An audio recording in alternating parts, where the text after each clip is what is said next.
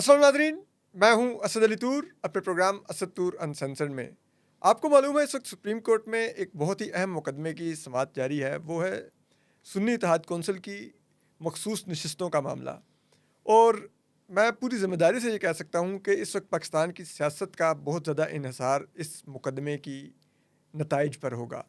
लेकिन इस मुकदमे के दौरान बहुत ज़्यादा बातें हो रही हैं, तो मैंने कहा कि ये सुन्नी इत्तेहाद कौंसिल के साथ ही बात की जाए। तो सुन्नी इत्तेहाद कौंसिल के जो चेयरमैन हैं साहबजादा हामिद रज़ा साहब, वो हमारे साथ, उनकी बहुत मेहरबानी, उन्होंने वक्त दिया है। तो मैंने इनको खुसूसन तंग इसलिए किया है कि क्योंकि बार बार जो हमारे मोअज़्ज़ज़ जज साहिबान हैं इस फुल कोर्ट में बैठे हुए, कई जजेस, सबकी बात नहीं कर रहा, वो बार बार टेक्निकलिटीज़ के सवाल करते हैं कि फ़लाँ आपने सर्टिफिकेट कब तब क्यों नहीं जमा कराया, डिक्लेरेशन तब क्यों दिया, फ़लाँ टिकट क्यों नहीं दिया, फ़लाँ ने अपना नाम पीटीआई क्यों लिखा, फ़लाँ ने सुन्नी इत्तेहाद कौंसिल क्यों नहीं लिखा, आप लोग पहले क्यों नहीं शामिल हुए, बाद में क्यों। लेकिन उसी बेंच में एक जस्टिस अतर मिल्ला है और भी दीगर जजेस हैं, जस्टिस हसन नज़र रिजवी, जस्टिस आयशा मलिक, जस्टिस जिसे कहते हैं मंसूर अली शाह, जस्टिस याहिया अफरीदी, जस्टिस शाहिद वहीद। ये जजेस बार बार ये भी पूछ रहे हैं, खुसूसन जस्टिस अतर मिल्ला, कि आप ये तो बताइए लार्जर प्रिंसिपल में कि उस वक्त सर्कमस्टांसेस क्या थे, हालात वाक़यात क्या थे जिनमें आप ये पूछ रहे हैं। या तो बड़ा पाकिस्तान में कोई फ्रांस की तरह का इलेक्शन हो रहा था जहाँ पर जनाब वो बड़े इजीली लोग आ रहे थे, अपने कागजात जमा करा रहे थे और फिर उस कागजात जमा कराते हुए मिस्टेक्स कर रहे थे, या मुल्क में एक हिजान बरपा था, एक जमात को टारगेट किया जा रहा था, उनके उम्मीदवारों से कागजात नामजदगी छीने जा रहे थे, उनको मारपीट की जा रही थी, उनके प्रपोजल स्कैंडल्स उठाए जा रहे थे। तो एक माहौल था मुल्क के अंदर, उस माहौल को भी तो देखना होगा। तो मैंने कहा साहबजादा फजल करीम साहब से, साहबजादा हामिद रज़ा साहब से पूछते हैं, सॉरी इनके वालिद बार बार मेरे जहन में आ जाते हैं। तो साहबजादा हामिद रज़ा साहब से पूछते हैं कि भाई किस आप आगो, जिसे कहते हैं ना, वो उससे समुंदर से गुजर रहे थे, हो रहा क्या था सर? वैसे एक बात बताएं, बड़े नॉर्मल हालात थे जब आप लोग कागजात जमा करा रहे थे, इलेक्शन लड़ने आ रहे थे? आप तो शायद उस वक्त अंडरग्राउंड थे, मफरूर थे। बिस्मिल्लाहिर्रहमानिर्रहीम। असदूर भाई बहुत शुक्रिया। देखिए, मैंने ये 10वां इलेक्शन है मेरे ख़ानदान का जी। मेरे नाना, फिर मेरे वालिद और फिर मैं जी। मैंने आपके नाना भी असम्बली के रुकन रहे, आपके वालिद भी रहे, मजलिस शूरा के मेंबर भी रहे मेरे नाना, मेरे वालिद 5 मरतबा रहे, अब मैं हूँ। मैंने अपनी ज़िंदगी में बचपन से इसी माहौल में परवान चढ़ा हूँ।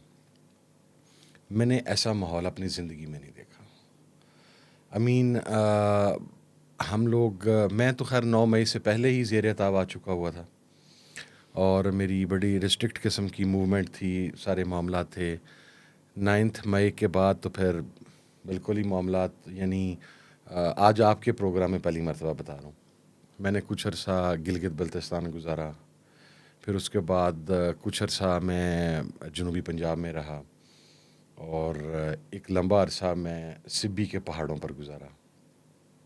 पोजीशन ये थी कि किसी बंदे, ये 9 मई के बाद जो क्रैकडाउन जारी था, उससे बचने के लिए आप ये मफरूर हुए थे, चूँकि मुझे उन्होंने फैसलाबाद के हसास इदारे के ऑफिस के ऊपर हमले का मुलज़म करार दे दिया। जो फैसलाबाद में आईएसआई के दफ्तर पे अटैक हुआ था, बिल्कुल अटैक हुआ, वो मुजाहिरीन ने जो किया था, पथराव वगैरह अटैक। तो और मेरे तो वहाँ पे वीडियो एविडेंसेस थे, जिस तरह यास्मीन राशिद साहबा की स्पीकर पे थी, मेरे वीडियो एविडेंसेस थे। और न सिर्फ वीडियो एविडेंसेस थे, बल्कि मेरा तो उन लड़कों के साथ भी शाउटिंग थी जिन्हें मैं ज़बरदस्ती उस जगह से पीछे खींच रहा था, और मैं ख़ुद भी उस जगह से काफ़ी फासले पर था, लेकिन बहरहाल हो गया। और उसके बाद फिर एक क्रैकडाउन की इब्तदा हुई, घरों पर पुलिस, दफातर पर पुलिस, मेरे 3 भाइयों को नामज़द कर दिया गया FIR के अंदर। मेरी सिस्टर, जिसका पाकिस्तान की पॉलिटिक्स से कोई लेना देना नहीं, उसका इंटरेस्ट भी नहीं है, वो इस्लामाबाद जब पढ़ती थी और अब्बा यहाँ पर MNA थे, तो she even stopped my father कि आप मेरे पास मुझे मिलने ना आया करें, क्योंकि वो फिर थोड़ा पोर्टफोलियो की वजह से पता लग जाता है कि फ़लाने की बेटी है, शी हैज़ नो इंटरेस्ट। हाँ जी बिल्कुल, उनको उससे इंटरेस्ट ही, और हमारी इकलौती बहन है वो, उसको उसके अंदर नामज़द कर दिया गया, and she was not there as well. फिर मेरी पार्टी के बेतहाशा कारकुनान, मेरे गनमैन, ड्राइवर्स और पता नहीं क्या क्या मैं आपको बताऊं, अकाउंट्स बंद हो गए, पासपोर्ट सस्पेंड हो गए, ECL और PCL और ब्लैक लिस्ट, और क्या बताऊं मैं, बहुत सारी चीज़ें ऐसी हैं जो मैं बताना नहीं चाहता कि उससे शायद आएगा कि मैं अपनी को दास्तान बयान कर रहा हूँ। चूँकि ये डिसीज़न था मेरा इमरान खान के साथ खड़ा होने का बाई चॉइस, ये मुझे फोर्सफुली इमरान खान ने नहीं अपने साथ खड़ा किया, और मैं 2018-19 से खान साहब के फोर्सफुली साथ तो आपको अलग होने का कहा जा रहा था। बस वो प्रेस कॉन्फ्रेंस नहीं हुई, अल्लाह का बड़ा करम हुआ, अल्लाह का शुक्र हुआ। इसी दौरान सर इंतखाबात का, और मैं एक और आपको मज़े की बात बताता हूँ, मैं वो वाहिद आदमी हूँ जो इमरान खान साहब की गिरफ्तारी से 48 घंटे पहले सिब्बी के पहाड़ों से आके उतर के उन्हें मिल के गया था। ओके। ज़मान पाक वो जिस तरह पहुँचे, वो मुझे पता है, कुछ मेरे दोस्त थे वहाँ पे, उनके घर थे, वो दीवारें क्रॉस की, आए, खान साहब के साथ मुलाकात हुई। मुझे असद भाई, मेरे वालिद ने पाकिस्तान के अंदर हमेशा इदारों की बात की है, और अल्हम्दुलिल्लाह मेरे ख़ानदान के ट्रैक रिकॉर्ड के ऊपर कभी भी किसी डिक्टेटरशिप की हमायत नहीं है। यानी मेरे वालिद जनरल ज़िया के मुखालिफ रहे, थ्रू आउट रहे। मेरे वालिद परवेज़ मुशर्रफ के मुखालिफ रहे, थ्रू आउट रहे। हम कभी भी आमरों की ना कैबिनेट का हिस्सा रहे, ना उनके ज़ेरे परवरिश परवान चढ़ने वाली पार्टियों का हिस्सा रहे। तो मेरी तरबियत इन्हीं ग्राउंड्स के ऊपर हुई थी। मैं आपको एक बात अर्ज़ करूं, मैंने खान साहब से जब बात, अगर मुझे 1% शायबा होना कि इमरान खान किसी स्टेज के ऊपर रियासत के ख़िलाफ़ बगावत की बात कर रहा है या फ़ौज के ख़िलाफ़ किसी किस्म का बासीत इदारा वो बात कर रहा है, सर मैं उससे अगले लम्हे इमरान खान साहब के साथ ना रहता। मैं आखिरी वक्त में गवर्नमेंट गिरने से कुछ अर्सा पहले से लेके फिर अब तक मैं इमरान खान के बहुत क्लोज़ लोग हैं मेरा, यानी वो मेरे पे ट्रस्ट भी करते हैं बहुत ज़्यादा, और ये सारा चीज़ें भी आपके सामने हैं, जितना ट्रस्ट उस बंदे का मेरे पे है। एक दो बंदों से इख्तलाफ राय था, उसके ऊपर उन्होंने बरमला हमेशा अपनी राय का इजहार किया, अदरवाइज़ मैंने उनके मुंह से कोई बात नहीं सुनी। मिल के गया खान साहब को। जब इलेक्शंस अनाउंस हुए तो भाईजान, सबसे पहली बात तो मैं आपके तवस्सुत से मोहतरम जस्टिस काजी फायजीसा साहब को एक पैगाम देना चाहता हूँ। हाँ, मैं देखता हूँ आप उधर काफ़ी दफ़ा खड़े होकर हाथ खड़ा करते हैं, लेकिन आपको रोस्टम पे नहीं बुलाते, चलिए यहीं से आप देने। मैंने, आप यकीन करें कि मैं रूल ऑफ लॉ पे यकीन रखने वाला एक सिटीज़न हूँ। मेरे वालिद ने जान दी है, मेरी जमात के 180 लोग जो हैं वो शहीद हुए हैं, plus by TTP and by banned outlets. और हमारी जमात वो पाकिस्तान की पहली और वाहिद जमात थी जिसने सुसाइड बॉम्बिंग को हराम करार दिया था। उसकी हमने बड़ी कीमत भरी, आज के दिन तक भर रहे हैं उसकी। मैं पाकिस्तान में इदारों की मजबूती का कायल हूँ। जब इलेक्शन की डेट अनाउंस हो गई, सारे मामलात हो गए, तो सबसे पहले तो मेरा फंडामेंटल राइट जो पहला मुझे डिनाई किया गया वो ये था कि मैं फैसलाबाद ही दाखिल नहीं हो सकता था। आपके पासपोर्ट ब्लॉक हैं, ID कार्ड ब्लॉक है, घर पे रेड हो रहे हैं, आप खुद अंडरग्राउंड हुए हुए हैं, सिब्बी के पहाड़ों में छुपे हुए हैं, ठीक है। पार्टी आपकी पे सख्ती आई हुई है, आपके तीनों भाइयों पे FIR कटी हुई हैं, इवन के आपकी जो एक ही बहन है उनको भी, जो कि सियासत नहीं करती, उनको भी उन्होंने FIR में नामजद किया हुआ है, ठीक है। दहशतगर्दी की FIR कटी हुई हैं, ठीक है। रियासत के, हाँ वही ना, रियासत के बागी आप डिक्लेयर हुए हुए हैं। वो जो कल रियासत के प्यारे थे आज बागी वो बागी हो चुके हैं, ठीक है। और इस माहौल में इलेक्शन अनाउंस होता है, ठीक है। और अब आपने इलेक्शन में हिस्सा लेना है, लेकिन आपके लिए तमाम दरवाजे बंद हैं, यहाँ तक कि फैसलाबाद में दाखिला भी आपके लिए ममनू हुआ है। मेरे लिए क्या किया आपने? सर मैं आपको अर्ज करता हूँ, चूँकि मैंने ये बात पहले इसलिए की 10वां इलेक्शन की, ये आगे मेरे काम आना है। हमेशा अपने वालिद के नॉमिनेशन फॉर्म्स मैंने फिल किए हैं। ओके। अपने मेरे नॉमिनेशन फॉर्म्स 2013 में भी एक्सेप्ट हुए, 18 में भी हुए, इस मरतबा भी हुए। मैं ख़ुद तो फिल नहीं कर सकता था, लेकिन वो वीडियो लिंक के ऊपर जो भी हमारे लॉयर्स थे, जो साथी थे, उनके साथ राब्ते में रहा। 5 सेट तैयार किए गए मेरे नॉमिनेशन पेपर्स के, 2 सेट नहीं पहुंच सके अब RO के ऑफिस में, बंदे को रास्ते में चले गए किसी जगह पे, खुदा जाने किधर गया। आपने 5 सेट तैयार अपने नॉमिनेशन पेपर्स के तैयार किए, बिल्कुल, ठीक है, कि किसी तरह पहुंच जाए ताकि, ठीक है। और मुख्तलिफ लोगों के जरिए आपने वो फार्म हाउस, वो फार्म्स आपने RO के दफ्तर पहुंचाने की कोशिश की।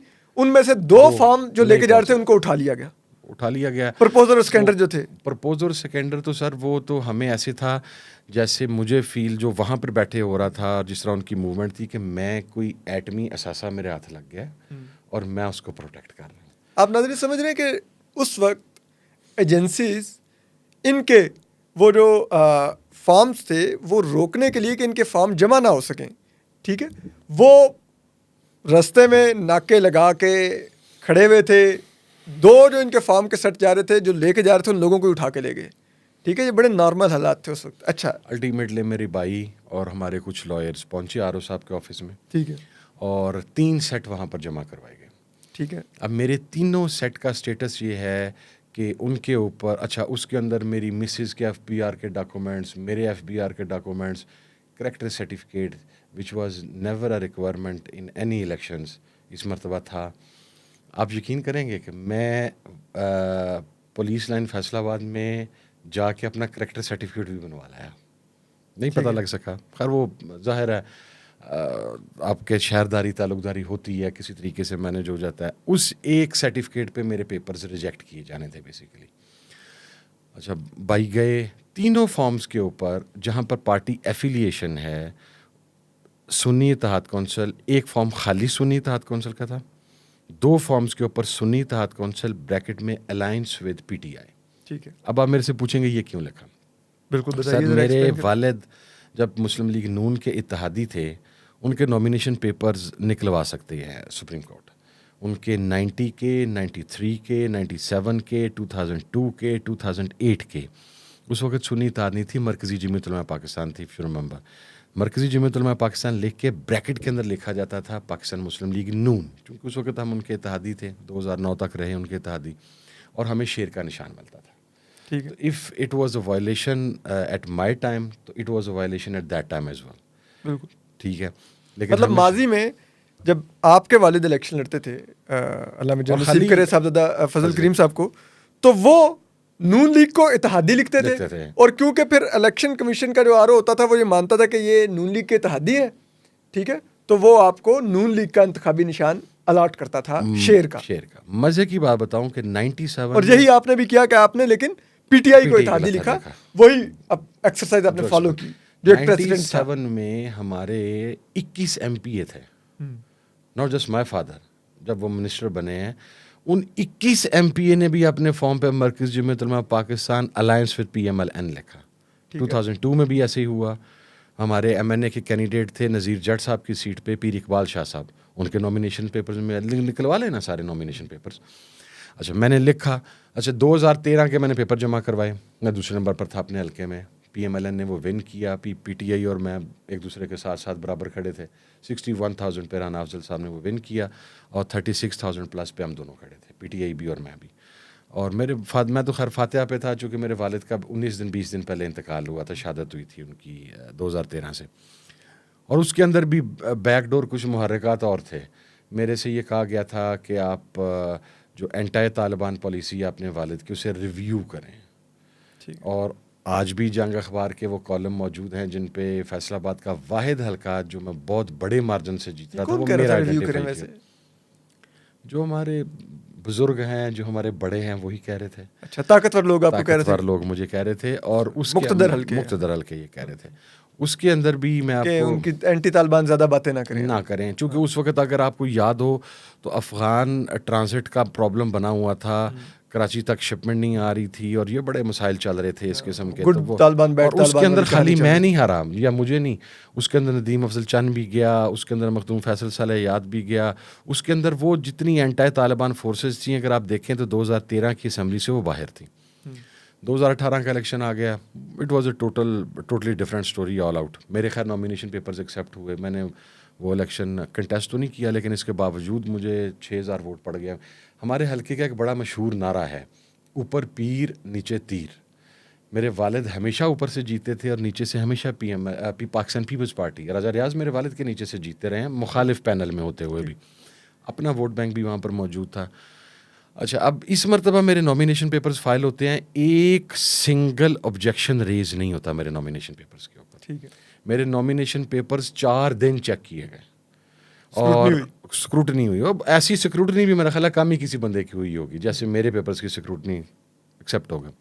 Sir, I am not a duffer कि जो बंदा 10वां इलेक्शन लड़ रहा है अपने वालिद के इलेक्शन, अपने नामजदगी, अपने खुद 2 नामजदगी, और उसे ये नहीं पता कि मैंने टिकट किसका जमा करवाना। I am not stupid enough ना, मैं बेवकूफ़ तो नहीं हूँ। ये 44-45 साल में सर के बाल और दाढ़ी के बाल ऐसे तो सफ़ेद नहीं होगा। अच्छा, अब आता है और नॉर्मली लास्ट डे पे पार्टी टिकट्स जमा करवाए जाते हैं। 13 तारीख आ गई, मुझे एंट्री डिनाई की गई टू द आरओज ऑफिस। पहले तो मेरे 2 राइट्स मजरू हुए, तीसरा ये कि मुझे नॉमिनेशन पेपर्स जमा भी नहीं करवाने दिए गए। At the time of scrutiny भी मुझे आरओ के दफ्तर नहीं जाने दिया गया, और फिर at the time of symbol allotment भी मुझे आरओ के दफ्तर नहीं जाने दिया गया। तमाम मीडिया पे मौजूद है, उसके वीडियो क्लिप्स मौजूद हैं। कौन नहीं जाने उसका- दे रहा था आपको? पुलिस ही पुलिस थी। मकसद है आप एक आदमी को पकड़ने के लिए, और पुलिस के अंदर फिर आपके ताल्लुकात होते हैं। मेरे वालिद वज़ीर रहे हैं, हम 5-7 मरतबा वहाँ से जीते हुए हैं। हमें कहा जा रहा था कि जी आपके ऑर्डर्स हैं कि इसे इन एनी केस उठाना है, जो मर्जी हो जाए। अब वहाँ पर अगर आप 4 थानों की पुलिस लगा देंगे तो मैं कैसे जाऊँगा वहाँ पे अंदर। अच्छा खैर, फिर मेरे जिस दिन पेपर्स ये टिकट्स जमा करवाने थे, मेरा 2 वकील साहब फिर गायब हो गए। 2 वकील मेरे अंदर पहुँच सके और 2 उठा लिए गए। 2 उठा लिए। पता नहीं 2-4 घंटे बाद वो बरामद हो गए, क्या हुआ वो that's a total different ball game. अच्छा, वो पहुंच गए सर, मेरे नॉमिनेशन पेपर्स वहाँ पर जमा हो गए, सारा कुछ हो गया। अब मरहला आता है टिकट जमा करवाने का। मैंने वहाँ पर पाकिस्तान तहरीक इंसाफ का टिकट जमा करवाया। इलेक्शन कमीशन ने जो रिकॉर्ड जमा करवाया है सुप्रीम कोर्ट में, उसमें वो टिकट लगा हुआ है, वो रिकॉर्ड के अंदर, रिकॉर्ड का हिस्सा है। आपने पीटीआई का जमा करवाया या पीटीआई का, क्योंकि अलाइड थे ना। हाँ। हमारा एक अलायंस था पीटीआई, एमडब्ल्यूएम और एसआईसी का। ठीक है। हमने फैसला किया कि हम बल्ले के निशान पे सारे कंटेस्ट करेंगे। पीटीआई का टिकट जमा करवाया। जब पीटीआई का टिकट जमा करवाया, इसी दौरान सुप्रीम कोर्ट में हेयरिंग चलनी शुरू हो गई बल्ले के हवाले से। तो 2 घंटे के बाद अंदाज़ा हुआ कि शायद पीटीआई का बल्ले का निशान उड़ा दिया जाएगा। तो पाकिस्तान तहरीक इंसाफ की क़यादत ने फैसला किया कि बल्लेबाज का टिकट फ़ौरन एज एन अलाय पार्टी, वो उसका भी स्टेटस अलाय पार्टी का था, उसके साथ एग्रीमेंट्स हैं था, वो जमा करवा दिया जाए। पीटीआई नजरियाती का। पीटीआई नजरियाती का। तो सब कैंडिडेट्स को कह दिया गया आप नजरियाती का टिकट जमा करवा दें। अच्छा जी, टिकट जमा करवाए। जो ही वो टिकट और एफिडेविट जमा होता है तो 15-20 मिनट के बाद, आधे घंटे के बाद इलेक्शन कमीशन की तरफ से कोई नोटिफिकेशन जारी होता है, मीडिया पे भी आ जाता है सारा, कि जितने भी उम्मीदवारान ने अपने नॉमिनेशन पेपर्स के ऊपर पाकिस्तान तहरीक इंसाफ लिखा हुआ है, उन्हें बल्लेबाज का निशान भी अलॉट ना कीजिए और किसी और पार्टी का निशान अलॉट ना किया जाए। अब मेरे आरओ साहब, अच्छा मेरे दोनों वकील ऑन देयर ओन बैठे हैं अब अंदर, मेरे साथ उनका कांटेक्ट नहीं है। मैं फैसलाबाद से बाहर ही नज़दीकी किसी जगह पे बैठा हूँ। हमने बैकअप के तौर पे 4-5-6 डॉक्यूमेंट्स, एफिडेविट साइन करके उन्हें दिए हुए थे कि अगर एक को फट जाए या एक को खींच लिया जाए, क्योंकि आपको पता है पेपर्स की स्नैचिंग हो रही थी। आल दो कि हमारे शहर फैसलाबाद के अंदर उसका लेवल इतना हाई नहीं था, लेकिन शायद को 1-2 कैंडिडेट्स उन्होंने पिन पॉइंट किए हुए थे। अब उन्होंने वहाँ पर ये फ़ैसला किया कि ओके जी, आरओ से कहा कि जी अब बल्ले का, आरओ ने कहा जी अब ये नोटिफिकेशन आ गया है, अब मैं आपको ना तो बल्लेबाज का निशान दे सकता हूँ और ना ही अब मैं सुन्नी इत्तेहाद काउंसिल का निशान दूंगा। ओके, उसने रिफ्यूज कर दिया सुन्नी इत्तेहाद को। रिफ्यूज। ठीक है, हालांकि बावजूद इसके कि आपके लिखा हुआ था उसके ऊपर सुन्नी इत्तेहाद। मेरे पेपर के ऊपर सुन्नी इत्तेहाद काउंसिल लिखा हुआ। आपने सुन्नी इत्तेहाद काउंसिल का उनको भिजवाया भी हुआ था, डिक्लेरेशन भी? मैंने सुन्नी इत्तेहाद काउंसिल, सर्टिफिकेट भी भिजवाया हुआ था? सर्टिफिकेट भी। अच्छा, मजे की बात, सर्टिफिकेट वाला मामला भी इस मरतबा ही डला है। सर्टिफिकेट बेसिकली जो आपका नॉमिनेशन पेपर होता है वही आपका सर्टिफिकेट होता है, उसके ऊपर लिखा भी होता है। आप लास्ट पे सिर्फ टिकट एक जमा करवाते होते हैं। वो आपने जमा कराया हुआ था? मेरा टिकट एसआईसी का उन्होंने वापस कर दिया। उन्होंने कहा जी कि चूंकि आपके नॉमिनेशन पेपर के ऊपर इत्तेहादी पाकिस्तान तहरीक इंसाफ लिखा हुआ है और आपने पीटीए का टिकट भी जमा करवाया हुआ है, अब मैं इसके अगेंस्ट ना तो आपको बल्लेबाज का इंतखाबी निशान दूंगा और ना ही इसके अगेंस्ट मैं आपको एसआईसी का इंतखाबी निशान दूंगा। अच्छा, उसका अब एविडेंस ये है कि उन्होंने हमें बल्लेबाज का टिकट भी वापस कर दिया, उन्होंने हमें एसआईसी का टिकट भी वापस कर दिया। एसआईसी का टिकट भी वापस कर दिया। अब वहाँ पर बल्लेबाज का मेरा एफिडेविट तो लगा है, मेरा टिकट नहीं है वहाँ पे। जो इलेक्शन कमीशन रिकॉर्ड लेके आया है वहाँ पे मेरा टिकट नहीं लगा हुआ, क्योंकि मेरा टिकट आरओ ने वापस कर दिया था। जब ये सिचुएशन डेवलप हुई तो अब वो बेचारे वकील फिर फंस गए कि अब क्या करें, अब एसआईसी भी नहीं मिल रहा, पीटीआई का केस चल रहा है। उन्होंने फिर एक एप्लीकेशन वहाँ पे तहरीर की कि बल्ले का इंतखाबी निशान के हवाला से सुप्रीम कोर्ट के अंदर हेयरिंग जारी है, अगर बल्ले का निशान बहाल कर दिया जाता है तो हमें बराए मेहरबानी बल्ला ही दे दिया जाए, और अगर बल्ला बहाल नहीं रखा जाता तो हमें शटल कॉक अलॉट कर दी जाए। चूंकि 2 पार्टीज बल्लेबाज और SIC रूल आउट कर दी थी आरओ साहब ने। उसके और बाद शटल का आज़ाद का निशान था। आज़ाद का निशान। यानी कि आपके जो वकला थे उन्होंने कहा कि अगर बल्ले का निशान नहीं बहाल होता तो नेचुरली उन्होंने आप 2 हमें का तो आज़ाद- इनकार कर दिया, हाँ। SIC का भी हाँ, इनकार तो कर आप हमें- दिया और उसका फिर भी फिर इनकार हमें कर दिया। आज़ाद वाला निशान अलॉट कर दें। अच्छा, अच्छा, ये मैं आपको ये इसलिए सारी चीज़ें साहब हामिद रज़ा साहब से बहुत ज़्यादा वो डिग इन करके पूछ रहा हूँ।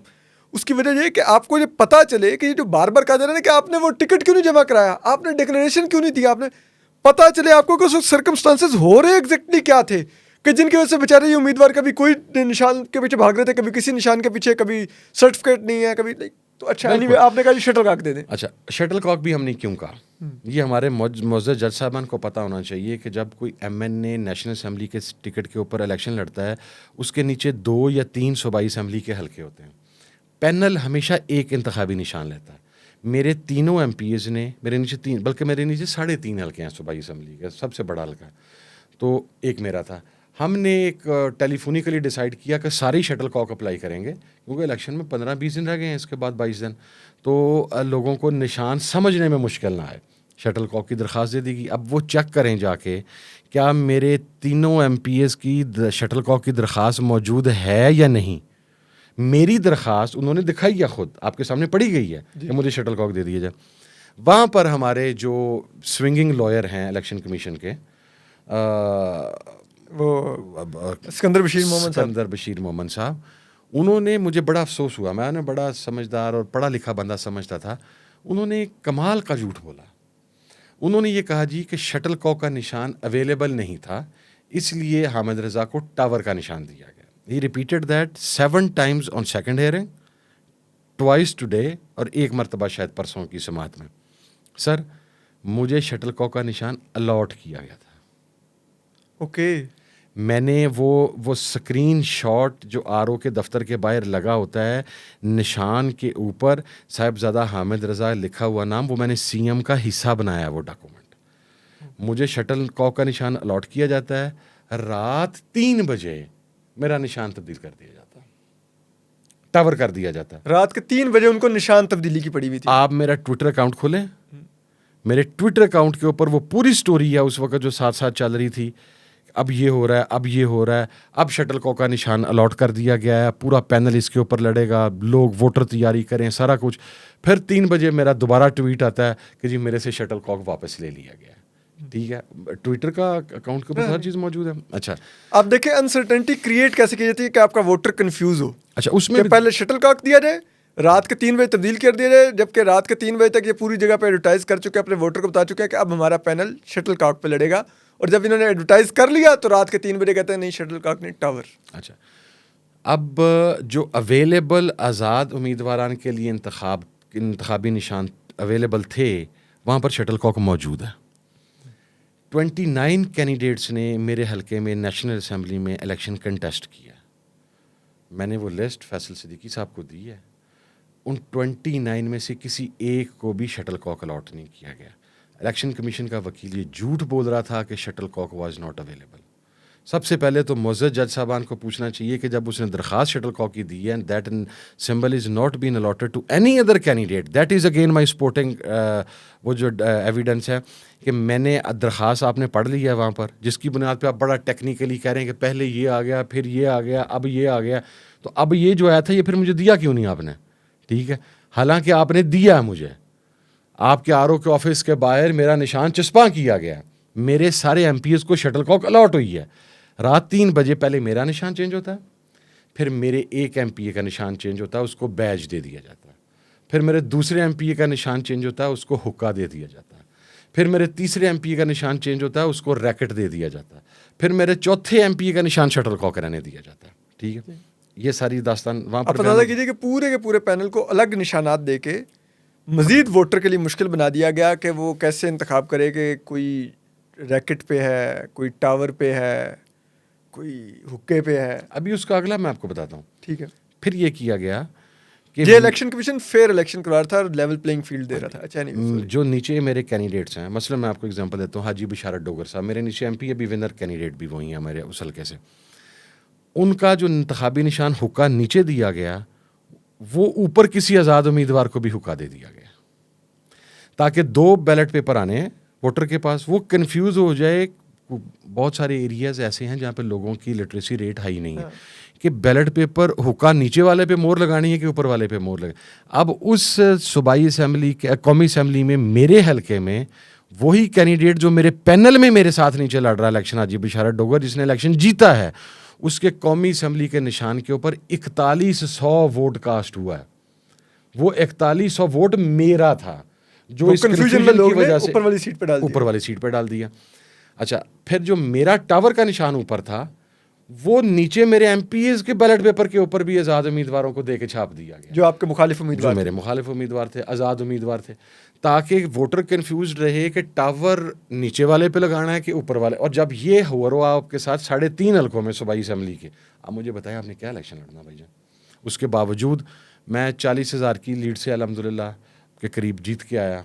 मैं समझता हूँ कि मेरी तो, और वो भी अच्छा, फिर अगला एविडेंस, सीसीटीवी फुटेज तो सारों के पास मौजूद है जहाँ पे आरओज़ मौजूद होते हैं। हम अपने ऑफिस में पहुँचे हैं, जैसे भी पहुँचे मैं उसको स्टोरी को स्किप कर देता हूँ। मेरे साथ एक बहुत बड़ी गैदरिंग थी। मैं अपने आरओ के ऑफिस में पहुँचा 9 बजे। 10 बजे मेरे आरओ, शरीफ आदमी था वैसे। क्या तारीख थी ये 8 फरवरी की रात। ठीक। मेरा आरओ 10 बजे वहाँ से चला गया, 10 या 10:15 या 10। मैं काउंटिंग का भी जारी है और चला गया। मेरे मुकाबले पे राजा रियाज साहब का जो साहबजादा है, वो रजा दानियाल, वो मेरे नीचे मेरे एमपी कैंडिडेट्स वो आरओ के ऑफिस में बैठे हुए हैं। हमारे पास वीडियोज़ और स्क्रीनशॉट्स मौजूद हैं। मेरे आरओ साहब रात 10 बजे गए हैं और उसके बाद वो वापस नहीं आए। तब अभी काउंटिंग चल रही थी सर, तब रिजल्ट आरओ के ऑफिस में आने शुरू हो गए थे। हाँ, नहीं, लेकिन मतलब अभी कंपाइल नहीं हुए, पूरे हो रहे थे। हाँ, फॉर्म 45 आने लग गए थे, लेकिन अब फॉर्म 47 आरओ ने बनाना था।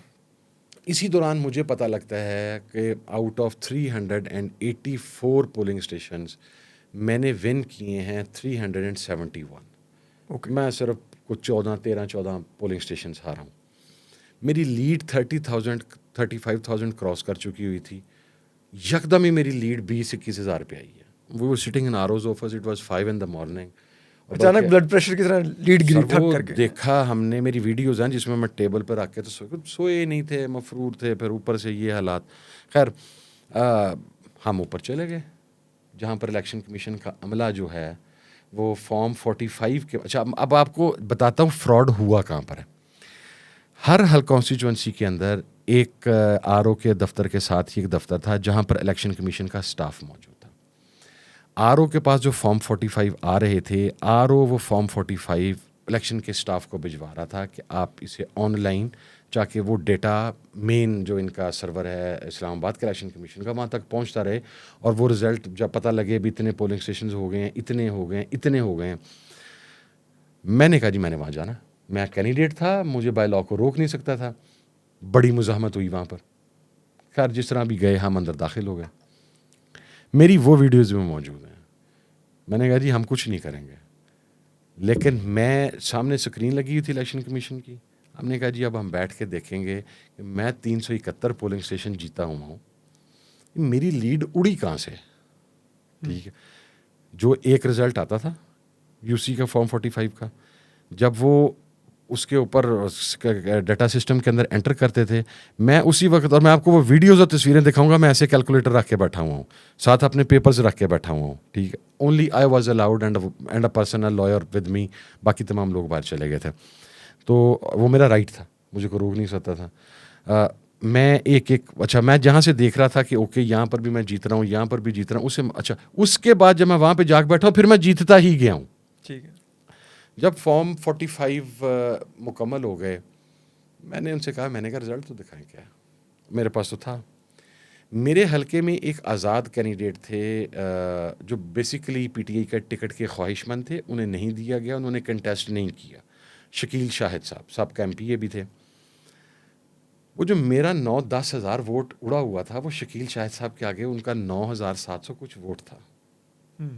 ठीक है, वो आपके वोट उधर शिफ्ट करके आपका वोट डिवाइड करने की कोशिश करते ताकि उसमें आप हार जाए। अब एक पोलिंग स्टेशन है, वहाँ पर 100 वोट मुझे पड़ा, 75 नून लीग के कैंडिडेट को पड़े हैं और बाकी इंडिपेंडेंट्स को थोड़े बहुत पड़े हैं। वो ये करते थे कि मेरे उधर से 30 उठाते थे, एक इंडिपेंडेंट के खाते में वो 30 डाल देते थे, रिजल्ट आता था 70 मेरे, 75 रजा दानियाल साहब के। ठीक है, ये हो रहा था। खैर जब वो पकड़ा गया, उस रिकॉर्ड की तस्दीक की गई और वो 9000 वोट मुझे वापस मिला। ओके, फॉर्म 47 में।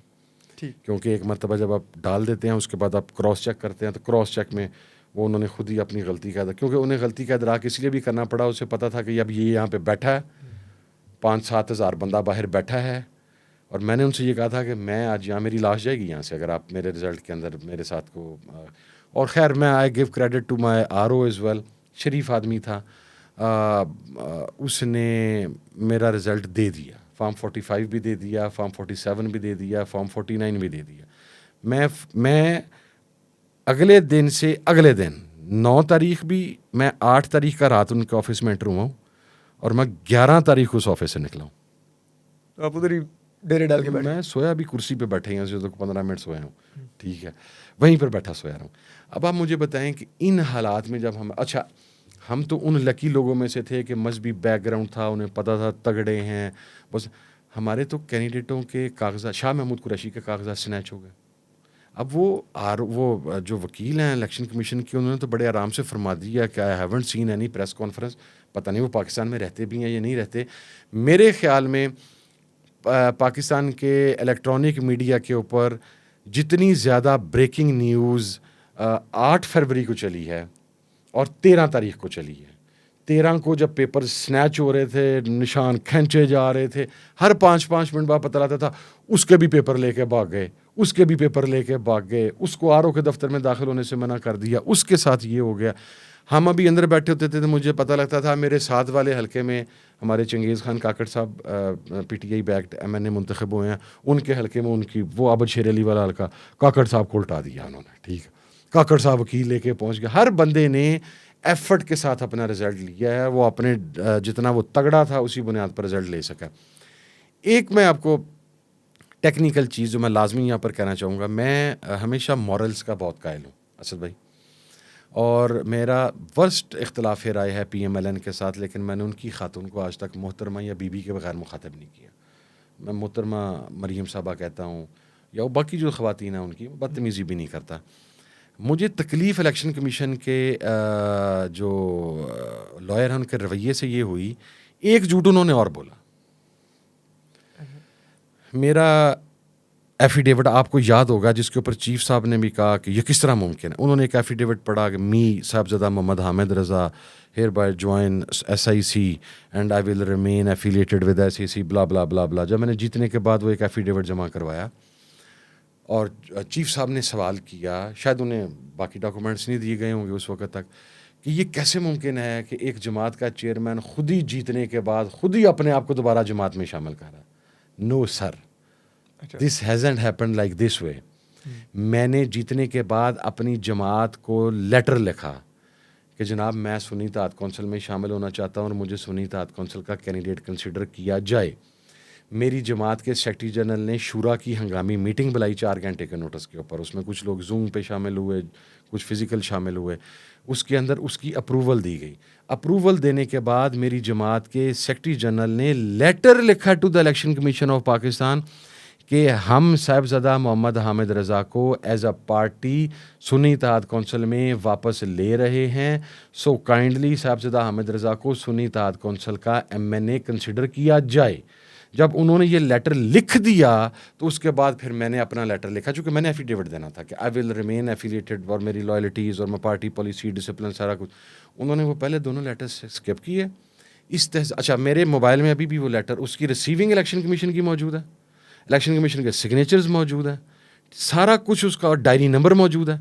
ठीक है, मैंने ज़ाहिरा जमात में वापस जाना था, उसका फॉर्मल तरीका ये था कि मैं अपनी जमात को रिक्वेस्ट करता। मैंने रिक्वेस्ट की, उन्होंने इन रिटर्न मुझे एक्सेप्टेंस दी। वो एक्सेप्टेंस उन्होंने इलेक्शन कमीशन को भी फॉरवर्ड की। उसके बाद मैंने अपना एफिडेविट दिया।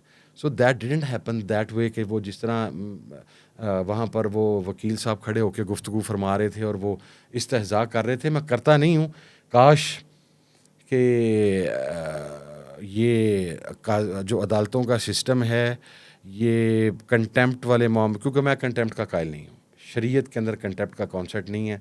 अगर खलीफा वक्त सैयदना उमर फ़ारूक से सवाल हो सकता है तो फिर उमर फ़ारूक की जूती के बराबर भी नहीं है, जो कोई भी हो, हम उनकी जूती के बराबर भी नहीं है। और मैं इस प्रोटोकॉल टाइप, आप मुझे बताएं असदुर भाई, आप तो जाते हैं सुप्रीम कोर्ट कवर करते हैं सर, हमारे कितने लोग सुप्रीम कोर्ट में दाखिल हो सकते हैं? जो सिक्योरिटी प्रोटोकॉल है सर, रेड एरिया में नहीं कोई बंदा दाखिल हो सकता है, बिल्कुल सुप्रीम कोर्ट तक पहुंचना तो बहुत मुश्किल की बात है सर। इसलिए इन रवैयों से अफसोस होता है।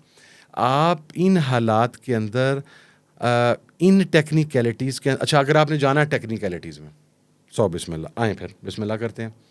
पाकिस्तान पीपल्स पार्टी और पाकिस्तान पीपल्स पार्टी पार्लियामेंटेरियन का स्टेटस चेक करें। पाकिस्तान पीपल्स पार्टी पार्लियामेंटेरियन का इंतखाबी निशान है तीर, पाकिस्तान पीपल्स पार्टी का इंतखाबी निशान है तलवार। बिलावल भुट्टो साहब पाकिस्तान पीपल्स पार्टी के चेयरमैन हैं, निशान वो तीर पे लड़े हैं। फिर ठीक है, वो नहीं आर्गुमेंट है। आज जैसे सर देखिए, मैंने तो कहा हमारा मदर विंग के अंदर हम जिस तरह वो अकलियतों का एक सवाल हुआ हमसे, उसका एक बैकग्राउंड था कि लाइक क्या आपकी जमात में ये वाकई आपके कॉन्स्टिट्यूशन में है कि कोई अकलियत में से नहीं? बिल्कुल है। मैं JUIF के वकील की तरह ये नहीं कहूँगा कि मिस प्रिंट हो गया है उनकी क्लॉज 3, तो क्यों सुन्नी इत्तेहाद कौंसिल अकलियत को उसकी वजह मैं इसका तो नहीं, हमारा बाकायदा पार्टी हमने रखी हुई है, एक मदर पार्टी है, मदर पार्टी के नीचे विंग्स हैं, हमारा अकलियती विंग मौजूद है। मैं पाकिस्तान का वाहिद मजहबी जमात का सरबराह हूँ। जब पेशावर चर्च में बम धमाका हुआ था तो मैं अपने अकलियती विंग के साथ 9 घंटे वहाँ पे गुजार के आया था। जहाँ पर भी माइनॉरिटीज़ के साथ कोई प्रॉब्लम होता है, मेरा माइनॉरिटी विंग भी वहाँ पर पहुँचता है। हमारा एक माइनॉरिटी विंग है, हमारा एक लॉयर्स का विंग है, हमारा एक स्टूडेंट्स का विंग है। उनके लिए हमने कंपलसरी नहीं किया कि आप मदर पार्टी के रुकन लाजमी बने, चूँकि आप समझते हैं लॉयर्स के लिए अपनी एफिलिएशन शो करना एट टाइम्स प्रॉब्लम हो जाता है।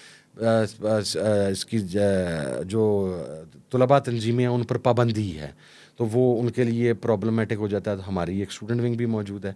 हमारा जो अकलियती विंग है उसके सरबराह हकूक गिल साहब हैं। अच्छा मैं आपको बताऊं ये हुआ क्यों। 2012 में जिस वक्त उस वक्त एक पाकिस्तान में सेक्टेरियन वायलेंस, एक्सट्रीमिज़म सब कुछ अरूज पे था, सुन्नी इत्तेहाद कौंसिल बनने के मराहल में थी, तो एक खातून थी नाला जोसेफ साहिबा, रावलपिंडी से उनका ताल्लुक़ था और हमारी जमात के कुछ लोग उनके साथ अकलियती विंग को देख रहे थे और उसकी फॉर्मेशन के ऊपर वर्किंग हो रही थी सारी। ऑल ऑफ ए सडन वो रज़ी ताहिर साहब ने बड़ा उठाया और वो बताने लग पड़े हैं। मैं अब उन्हें बताता हूँ, अब हकीकत बताता हूँ। उन खातून साहिबा ने $15,000 लिया अमेरिकन एम्बेसी से परेड मार्च के लिए, 14 अगस्त के लिए। 2 माह के बाद वो खबर मीडिया को ब्रेक कर दी गई कि सुन्नी इत्तेहाद कौंसिल ने अमेरिका से $15,000 लिए। अच्छा $15,000 यार, मेरे बाप का एक महीने का पेट्रोल का खर्चा $25,000। $15,000 कौन था उस वक्त सुन्नी इत्तेहाद?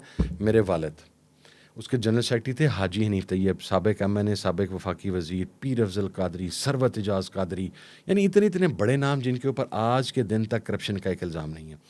हमने उसके ऊपर अमेरिकन एम्बेसी को डिमांड कर, हमने ख़त लिख दिया कि भाई जी आप क्लैरिफाई करें हमारे किस बंदे ने पैसे लिए हैं और जमात के किस बंदे ने रिक्वेस्ट की है। उसके बाद हमें डाटा प्रोवाइड किया गया। उस डाटे में उन्होंने क्लैरिफाई किया कि ये पर्सन स्पेसिफिक अमाउंट थी जो 14 अगस्त की रैली के लिए इस खातून को और इन 1-2 बंदों को दी गई थी। उनमें से ये बहसीयत जमात किसी को नहीं दी गई। उनमें से एक बंदा हमारी जमात का रुकन था, कारकुन, जिसकी बुनियाद पर यह फ़ैसला किया गया कि पाकिस्तान में हर 6 माह के बाद, 1 साल के बाद कोई ऐसा इंसिडेंट होता है हमारी माइनॉरिटीज़ के साथ कि हर चीज़ दरम बरम हो जाती है। अब जिस तरह ये जड़ावाला का इंसिडेंट हुआ, कुछ अर्सा पहले काजी साहब वहाँ पर तशरीफ़ लेके गए थे। अब आप वहाँ पर जाकर चेक करें कि वहाँ पर हमारी वेस्टर्न एम्बेसीज इन्वॉल्व हो चुकी हुई हैं, वहाँ पे लोगों को वीज़े दिए गए हैं, वहाँ पर हमारी NGOs इन्वॉल्व हुई। NGOs के साथ जब इन्वॉल्व होती हैं, फाइनेंसिंग के इश्यूज़ आते हैं। ये एक होली सोली सिंगल वजह थी जिसकी बुनियाद पर फैसला किया गया कि पार्टी को बैड नेम से बचाने के लिए हम मदर पार्टी के अंदर उन्हें नहीं रखेंगे, लेकिन हम अकलियती विंग रखेंगे। But I am not like JUIF। आपके सामने आज सुबह पूछा गया उनसे अदालत में कि आपके यहाँ इनमें कोई ऐसी चीज़ है, तो उन्होंने कहा जी मिस प्रिंट हो गया। मेरे पास क्लॉज 3 उनकी पड़ी है, अगर आप ऐसे कहते हैं, पता नहीं मेरे पास भी मिस प्रिंट ही पहुंची है। अच्छा। अगर उनका मिस प्रिंट एक्सेप्ट किया जाता है तो मेरा भी मिस प्रिंट मान लो जनाब। मैं तो पूरी आपको उसकी बैकग्राउंड दे दी है। अच्छा, अब मुझे एक चीज़ बताएं, एक बेंच में इस किस्म के भी सवालात होते हैं कि जब आपके नहीं माना जा रहा था टिकट, ठीक है, आपको ना बल्लेबाज का, आप फिर शटल कॉक पे जा रहे थे, आप इस मामले को लेकर अदालत क्यों ना गए, हाई कोर्ट क्यों ना गए, आप उस वक्त कहाँ पर थे? सर मैं कैसे जा सकता था? मैं तो उस वक़्त हमारा एक एरिया है ननकाना साहब, मेरा चूँकि ससुराल उस साइड पे है, मैं तो वहाँ एक देहात में आपको क्या बताऊँ किसका फील्ड में अंडरग्राउंड बैठा हुआ हुआ था, था। अंडरग्राउंड था। अच्छा क्यों नहीं गए, ये भी अगली मेरी। मेरे एमपीए और हम डीआरओ के पास गए। अब देखें, आपकी अगर फैसला सेशन कोर्ट आपके खिलाफ देती है तो आप डायरेक्ट सुप्रीम कोर्ट में नहीं जा सकते, you have to go to the high court, क्योंकि सुप्रीम कोर्ट आपकी रिजेक्ट करके परे मारती है। भाई आपने अपना जो प्रॉपर फॉर्म है वो उसको आपने नहीं एंटरटेन किया, तो यहाँ पे क्या करने के लिए आ गए? सर डीआरओ के ऑफिस में गए 2 दिन तक, जो कि उस वहाँ के डीसी थे उस वक्त मौसूफ, डीसी साहब ने हमारी एप्लीकेशन को एंटरटेन ही नहीं किया। वकला उनके दफ्तर के आगे बैठे रहे। अच्छा ये चीज़ें भी मीडिया के ऊपर हैं, प्रिंट मीडिया के ऊपर हैं, इलेक्ट्रॉनिक मीडिया के ऊपर हैं, ट्विटर के ऊपर हैं, तस्वीरों के साथ हैं। जब मेरा डीसी ही मुझे एंटरटेन नहीं कर रहा, जो कि मेरा डीआरओ है, डिस्ट्रिक्ट रिटर्निंग ऑफिसर है, तो मैं हाईकोर्ट कैसे जा सकता हूँ? उसके अंदर अगली चीज़ ये है, अब इलेक्शन में दिन कितने रह गए हैं सर? कौमी असम्बली का इलेक्शन है, को खाला जी दा वाड़ा नहीं सर, ठीक है। मेरे हल्के की 43 यूनियन काउंसिल्स हैं, ठीक है। मैंने वहाँ पर पहुँचना और मैं किसी में भी नहीं पहुँच पा रहा, मेरे तो फैसलाबाद दाखिले पे पाबंदी है। अब आप मुझे ये बताएं, मैं उस टाइम अपने 20-22 दिन इलेक्शन के ऊपर जोर लगाऊं, फिर ये फैसला किया गया एक स्टेज के ऊपर कि हम सब डीआरओ के ऑफिस में दूसरे दिन, जब हमें उन्होंने कहा बैठे नहीं हैं साहब अंदर बैठे थे, ठीक है, साहब कल्चर ही नहीं ख़त्म हो सका इस मुल्क से। तो फिर हम तमाम, और मेरा सिंगल हैंडेडली फैसला नहीं था, मेरे एमपीज़ का फैसला था, हम सब का। फिर हमने मुशावरत की, हमने फैसला किया कि यार यहाँ से अगर हम नहीं जाते तो first will go to the high court. एक दिन वहाँ पे गया, हाई कोर्ट डायरेक्शन देगी डीसी को कि हमारी बात सुनो। डीसी 2 दिन और नहीं मिलता, या 2 दिन के बाद हमारी एप्लीकेशन सुनता है, एक दिन वो इसको एंटरटेन करने में लगाता है, 4 दिन गुजर गए, डीसी उन्हें नहीं देना, वो नहीं देगा, then we will go back to the high court. High court से वापस करते आते हम 7 दिन से 8 दिन इस प्रोसीजर में लगाएंगे और इलेक्शन में 2 हफ्ते रह जाएंगे। 2 हफ्ते में कौमी असम्बली का कौन सा इलेक्शन लड़ा था? इसलिए हमने फैसला किया कि जो हो गया है सो हो गया है, अब इसको निशान। अच्छा हमारे कुछ कैंडिडेट्स गए हैं, मैं आपको मिसाल दे देता हूँ, आदिल परवेज़ गुजर साहब गए हैं, 7 दिन के बाद वो बेचारा धक्के खाता अपने उसी निशान पे वापस गया, उसका निशान अलॉट करने के बाद वापस लिया गया था। वो पूरा पैनल गया है, उसको पहले डीसी ने रिजेक्ट कर दिया, वो किसी तरीके से पहुंच गया डीसी तक, रिजेक्ट कर दिया, वो हाई कोर्ट में गया, हाई कोर्ट ने डीसी को direction, DC high court DC. 7 दिन के बाद वो जनाब बेचारे घर वापस चले गए कि उनका इंतखाबी निशान जो उनकी डिज़ायर्ड पहले अलॉट किया गया था वो वापस नहीं हो सकता। उसका रिज़ल्ट क्या है? उसका रिज़ल्ट ये है कि फैसलाबाद डिस्ट्रिक्ट की 10 सीटें थी कौमी असम्बली की, 21 सीटें थी सूबाई असम्बली की। हमने फैसलाबाद डिस्ट्रिक्ट की 9 सीटें जीती, कौमी असम्बली की 10 में से 9 जीती, और सूबाई असम्बली की हमने 18 या 19 सीटें जीती।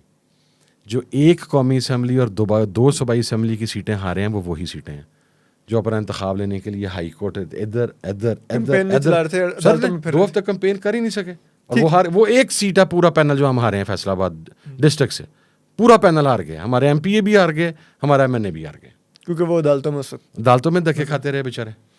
अच्छा, अब एक आखिर में आपसे जाने से पहले पूरा एक माहौल तो आपने समझ लिया ना, इस माहौल में ये इलेक्शन लड़ा जा रहा था, ये मुझे बताएं वैसे अगर आप इस पर बात कर सकें, ये जो कभी प्रपोजर स्कैंडल, कभी वकील आप लोगों के उठाए जा रहे थे,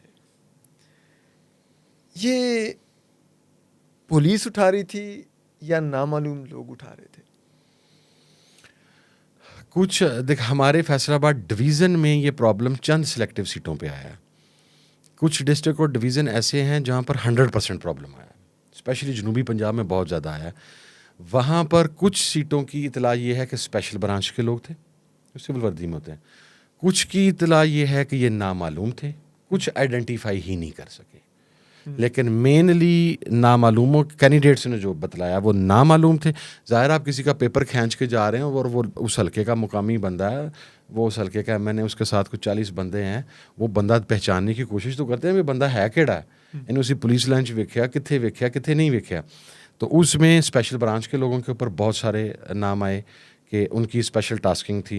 वो फिर मेरा उसमें मेरी असेसमेंट ये है कि डिस्ट्रिक्ट वाइज वहाँ की लोकल एडमिनिस्ट्रेशन को जब कहा गया कि इस कैंडिडेट के पेपर नहीं पहुँचने चाहिए, तो उन्होंने फिर अपने पास जो अवेलेबल नफरी थी, किसी जगह पर उन्होंने कहा होगा कि जी ये हैवी वेट है, स्पेशल ब्रांच नहीं रिस्क लेने के लिए तैयार, या फलाना नहीं, तो वहाँ पर फिर नामालूम हो गए होंगे। उन्होंने कहा ठीक है हम खींच लेते हैं, ठीक, उन्होंने खींच लिए सर। ठीक है। और अब ये बता दें कि आपको अगर एक ऑप्शन ऐसा आता है कि एक मैं वैसे एक हाइपोथेटिकली रख रहा हूँ आपके सामने एक सिनेरियो कि कोई ऐसा फैसला आता है कि वो कहते हैं कि चीज़ें रिवर्स करते हैं, ठीक है, और हम आपको वापस पीटीआई डिक्लेयर करते हैं, ठीक है, कि आप बतौर जमात मौजूद थे, सिंबल आपके पास मौजूद नहीं था, और आपको ये ऑप्शन दिया जाता है कि आप तमाम सुन्नी इत्तेहाद कौंसिल वाले लोग जो आज़ाद जीते हुए हैं वो वापस अपनी पीटीआई को ज्वाइन कर सकते हैं। आप लोग इस ऑप्शन को अवेल करेंगे या अब आप कहते हैं कि सुन्नी इत्तेहाद कौंसिल के तौर पे हम कंटिन्यू करना रहते हैं, बस सीटें हमें दे दें, रिजर्व सीटें? नहीं, मेरा ख्याल करना चाहिए। देखिए, मेरे में और ख़ान साहब के अंदर जो वर्किंग रिलेशन है, जो ट्रस्ट है, आप देखें सतूर भाई 350 के करीब पार्लियामेंटेरियन है नेशनल और रिस्पेक्टिव प्रोविंशियल असम्बलीज़ के मिला के। उस बंदे ने सिर्फ एक डिफेक्शन क्लॉज को अप्लाई करवाने के लिए कि अंदर कहीं फॉरवर्ड ब्लॉक ना बन जाए, जिस तरह वो राजा रियाज साहब ने बना लिया था, 350 MNA और MP उठा के मेरे हैंड ओवर कर दिए ना। उसका ट्रस्ट है मेरे पे, उसका एतमाद है मेरे पे, ये उस बंदे की अमानत है। मेरे ख्याल में अगर ऐसी सिचुएशन डेवलप होती है तो जितने उम्मीदवारान पाकिस्तान तहरीक इंसाफ के हैं जो इंडिपेंडेंट जीते हैं, 99% वही हैं, 2-3 अलाइड जीते हैं सिर्फ। मेरा ख्याल है कि उनको उनकी रिस्पेक्टिव पार्टी पाकिस्तान तहरीक इंसाफ में जाना चाहिए। मैं तो कतई इसकी मुखालफत नहीं करूँगा, बल्कि मेरी जान छूट जाएगी जनाब, मेरे तो प्रेशर घट जाएगा।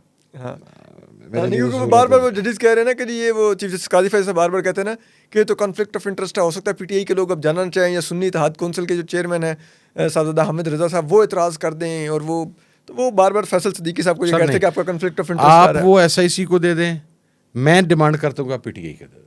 मैं खुद 1 स्टेप अहेड जाते हुए इस आर्गूमेंट को ही ख़त्म करता हूँ, मैं कहता हूँ पीटीआई को दे दें, पीटीआई को दे दें।